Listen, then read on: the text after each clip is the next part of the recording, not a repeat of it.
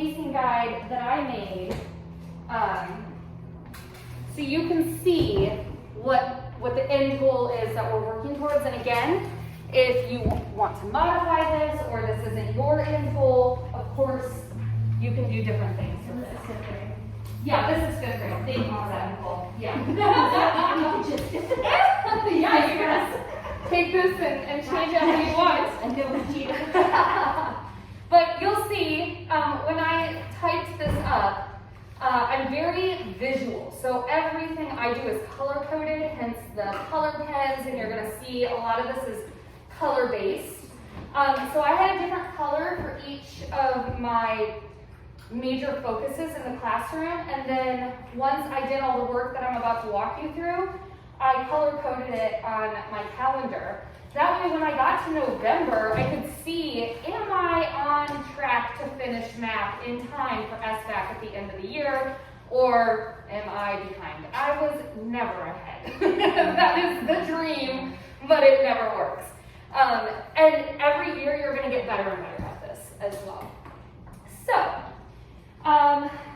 to go through a little bit of the steps, I'm going to pass out some work forms, some work organizers. Here you go.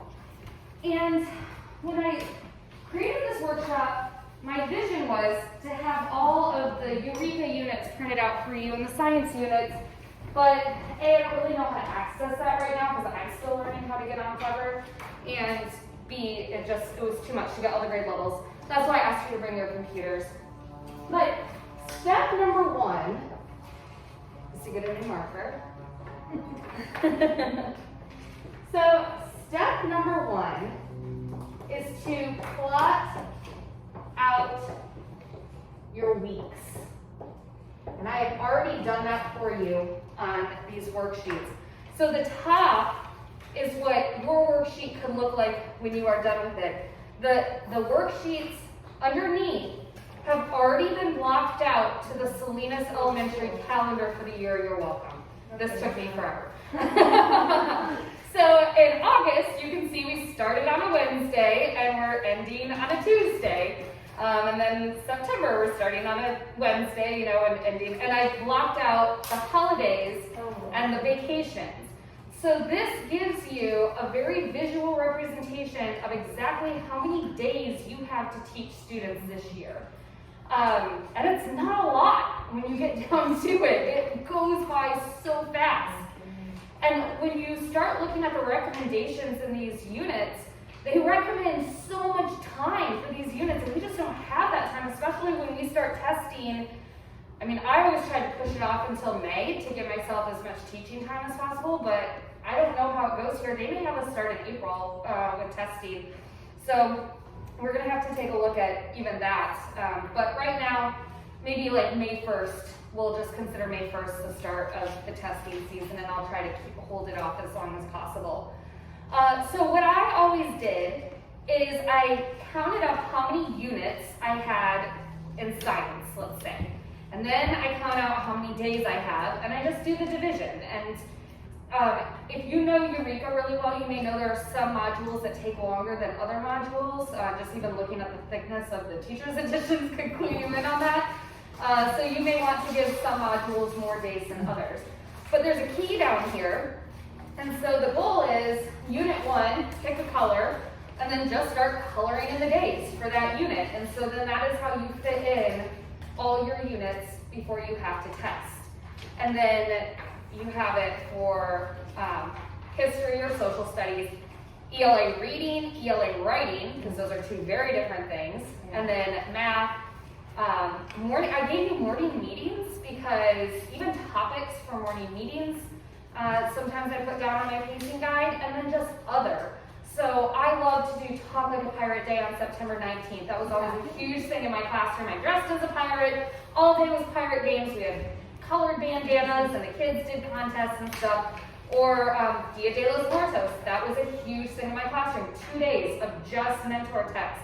So I knew I needed to block those days off in my pacing guide. I wasn't going to be doing Eureka on those days because I was doing other things. So I gave you an extra sheet here, and you can make as many copies of this as you have other activities for that. So we've plotted out our weeks on here, and then the second step is to, I'm going to put evenly divide units, but we're going to use the equity, not equality definition of evenly. So however many days that unit deserves or needs, you give it to them. You may not give every math unit exactly the same amount of days. So once you have plotted out your units on here, then you get to transfer them to your calendar. So I printed out a really nice 2-page calendar for you of the whole school year. So this is to mimic this right here. And then you can just transfer, you can even color code it like I did. So for me, math is always blue. So I would write my math units. And then this is your one-stop shop pacing guide that has all your units blocked out on the calendar. Does that make sense? Yes. I don't have the holidays written on this calendar. I was kicking myself after I copied them. However, I do have the Salinas calendar printed out for you. So as you transfer them over to your main calendar, you can write in spring break, MLK Day, whatever it is, the reason that we have it. An added layer to all of this, and this is like pro level. Hey, Mr. Marquez, how are you? You gonna pace with us? Well,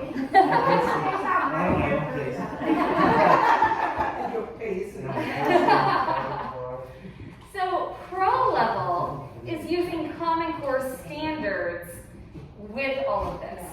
So for me, I'm a standards-based teacher, not a units-based teacher necessarily. So in 5th grade, I always do place value first. And I know not every math program does it in that order. So I would pace by Common Core standard and then fit my units into that.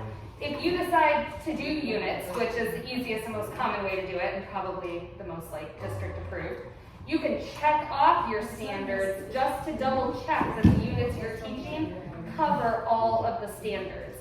I would assume that Benchmark covers all the standards, but there may be 1 or 2 that you really want to pound in. So I have checklists for your grade level of every single math and ELA standard as well. And then lastly, if there are special days, like I said, I always do Talk Like Pirate Day, September 19th. This is just a little cheat sheet that you can use every single year that you can put those special dates on. And then next year, if you come to the Pacing Guide workshop or you decide to do it on your own, you can pull out your special dates at a glance and you know that these go on your Pacing Guide. It's just a nice organizer to keep that information on. So that was a lot of information, but does it make some logical sense dividing the units up, then transferring them to the main calendar? If you try to do that main calendar first, your head's going to explode. And I didn't know about this great graphic organizer when I did the calendar, so I used to use the calendar. But I think this is so handy to see the entire year at once.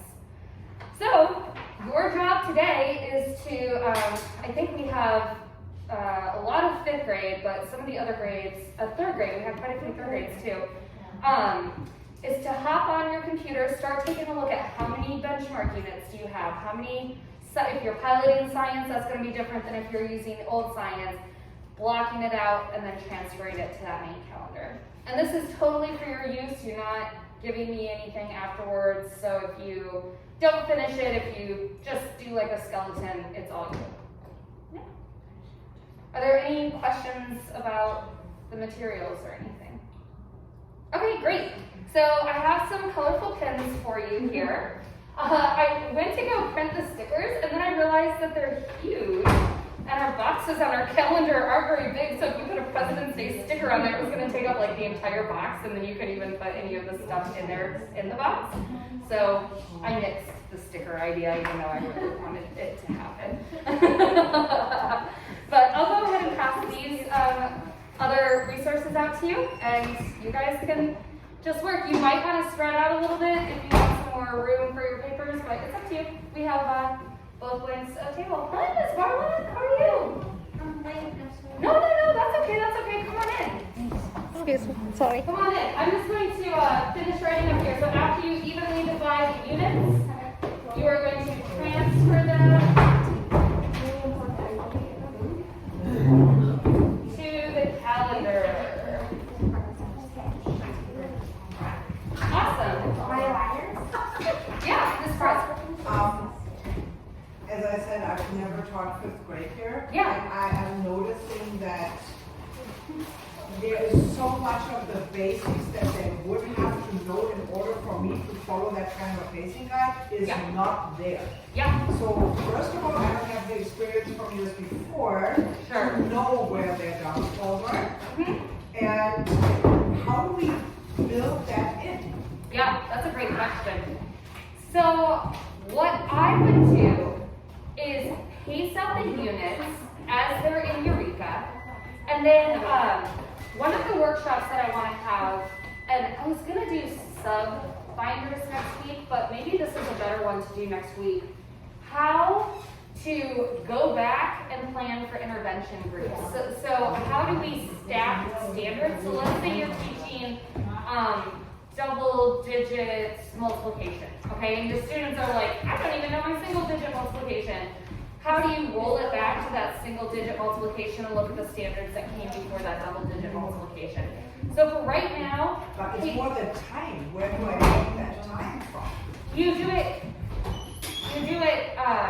almost instead of that double digit multiplication. You can like go back to that intervention piece, and maybe not all your students need it, or maybe all your students do need it, but you have to get those foundations first. So block out that unit, and then when you get to that unit, ask yourselves, what skills do the students need walking into this unit?